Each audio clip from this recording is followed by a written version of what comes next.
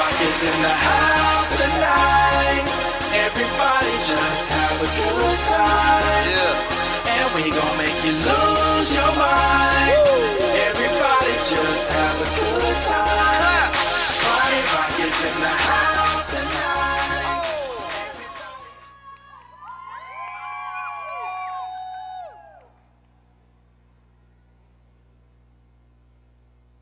My style can't be duplicated or recycled. Run this. It don't matter where you're from, it's where you're at. And if you down south, represent your coast. Everybody, yeah, we party, y'all want it.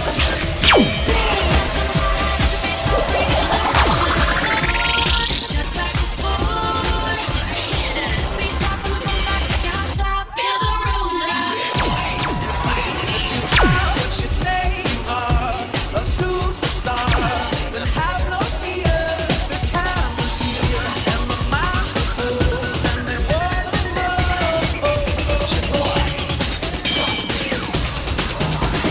Got no boundaries and no limits. If that's exciting, put me in it. If it's against your law, arrest me. There'll be no rejection. I can go on and on. Pause that, avoid that. Just the other day, I go to London. Saw that kissing in the street, paparazzi, all that. Hey, what can I say? Day to day. Coming through the club, all the girls in the back of me. This ain't football, what up? They tryna tackle me, really? I peep dude as a ball like Billy, looking like he wanted this time like Lily. Said he got a friend for my homegirl Lily.